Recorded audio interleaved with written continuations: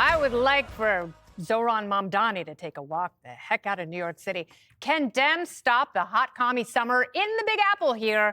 Jamie Dimon seems hopeful. The JPMorgan kingpin torching Zohran Mamdani, calling him, quote, more of a Marxist than a socialist. Dimon also blasting Zohran's comrades in the Democrat Party, saying, quote, I have a lot of friends who are Democrats, and they're idiots. I always say they have big hearts and little brains. But not everyone is getting the message. DNC Chair Ken Martin had an eyebrow-raising response to Mamdani's refusal to condemn an anti-Semitic phrase. Watch. There's no candidate in this party that I agree 100% of the time with, to be honest with you. There's things that I don't agree with Mamdani that he said. You win by bringing people into your coalition. And at the end of the day, for me, that's the type of party we're going to lead. We are a big tent party. He looks like the HR guy at the State Department. Okay, so Jessica, let's talk about who just got fired, probably. It's not going to end well. Jessica, let's talk a little bit about this. So Jamie Dimon, he's bad-mouthing Democrats. He's also trying to get some of his big money friends to get together and defeat Mamdani. That is their primary objective. At this point, they don't even care who it is, but will it be enough? Right now, it doesn't seem so because it's not coordinated well enough. If you were actually able to bring together the anti-Mamdani coalition and pick up some people who might support Curtis Sliwa on the Republican side, I think you could do it. And I think Eric Adams is the most feasible vehicle to do that, since in the primary, Cuomo got his tushy beat pretty bad. But, you know, you're seeing this debate within the party going on from the folks who like Mamdani and who don't. You know, he won an extraordinary amount of primary voters, like 556,000. And there are a lot of people who support him who do not agree with a lot of his policies, but they appreciated, you know, his energy, his enthusiasm, and his focus on affordability, which is something that basically no matter what you make, unless you're Jamie Dimon, people in this city are talking about. It's, you know, it's hard to do really well here, to think that you have enough to save to send your kids to college, buy your first home. Now that's later than it's ever been before, I think up to the 41 on average.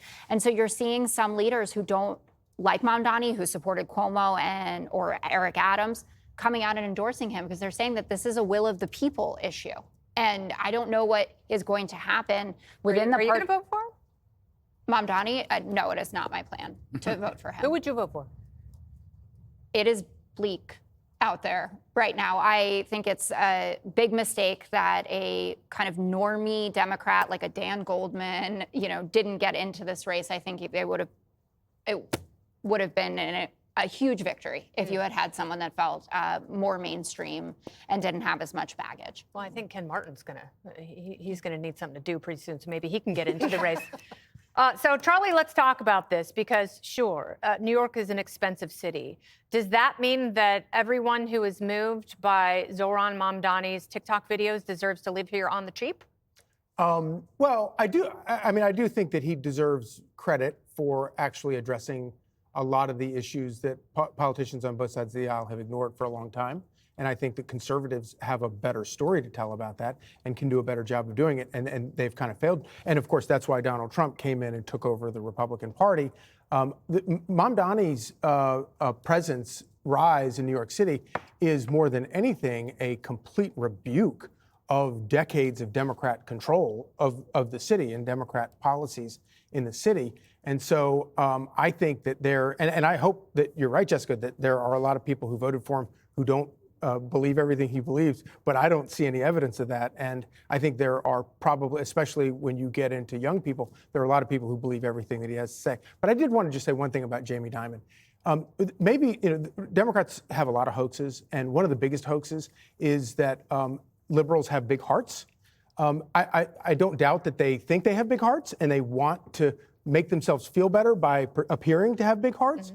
But I don't think that they do have big hearts. I think that when you have policies like socialism, which is the most brutal, cruel thing that's ever been invented, killed 100 million people over the past 100 years, When you think of policies like open borders, it is the cruelest policy there is, and it's only it's a natural progression that you wind up a pot farm in Texas getting busted with child labor, that with smuggled children across the border. That's what happens with liberal policies. So I just reject this idea. I know that's sort of a cliche that, oh, liberals have big hearts. I don't think that they do. Yeah. Do you think Jamie Dimon would be talking this stuff if Kamala Harris were president? I don't really take political advice from Jamie Dimon, so I don't know. But I will say that about Mamdani, the thing you have to remember is that a socialist label never sent any liberal New Yorkers like running for the hills. That doesn't scare them. As you guys pointed out very well, he clinched the primary based on this campaign centered on, making New York more affordable, cheaper, and Democrats really like that. What they're going to have to decide when they vote for him is if they like him enough and that platform enough to take it along with some of the less palatable views he holds, like support for BDS, like calling the State of Israel an apartheid government after October 7th, refusing to condemn calls for Intifada. To me, those are the bigger questions that voters in this city are going to unfortunately have to grapple with. It's a tough choice. Well, there aren't a lot of Jewish voters in New York, so I don't think he has to worry about that. Correct. Yes, exactly. Greg, where do we go from here as New Yorkers? Where do we go You from and I here? both live in Gotham, Greg. That is true. Terrifying. That is true. Should I and we just don't pack live up the together, U-Haul? though. We Well, thought not about anymore. it. All right. Dimon, Jamie Dimon. Strange name, but okay. Look, I'm going to tell him what Rick Grinnell said to me on Gutfeld, like, I don't know, it was like 10 years ago. I was complaining about Trump.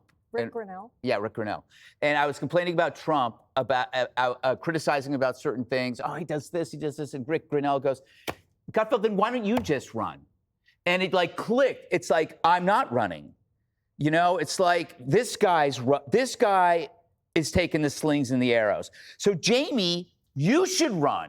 Rather than talk about it, you got the money, you got the brains, you got the voice. He would have won. You would win. So if you care strongly enough about this city, right now they're trying to rebrand Zohran as something new, but a new socialist is the same as the old socialist. It's like painting a cyanide pill. You take it, you die.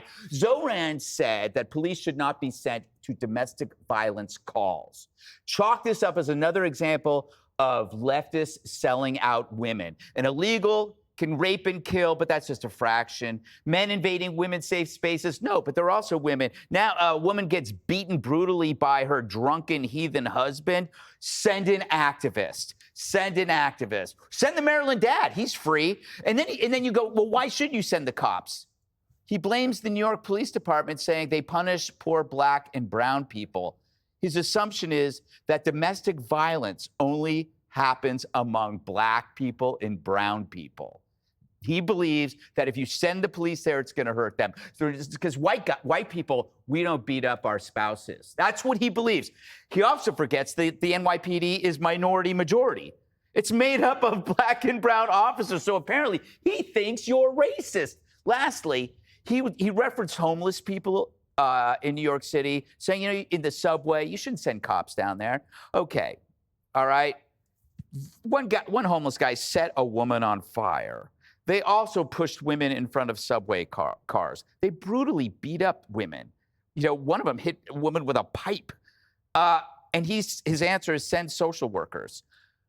I bet you couldn't find one social worker that would agree to that job. He has no idea what he's talking about, which makes him so popular among Democrats. They should send the social workers to Penn Station, stat, because I got off there a few hours ago. Mm-hmm. You don't want to go there. The social workers would not touch a homeless person. They would not touch them. Oh, and domestic violence calls are some of the most dangerous that police respond to. But don't go with a gun, please. Send somebody with a pamphlet.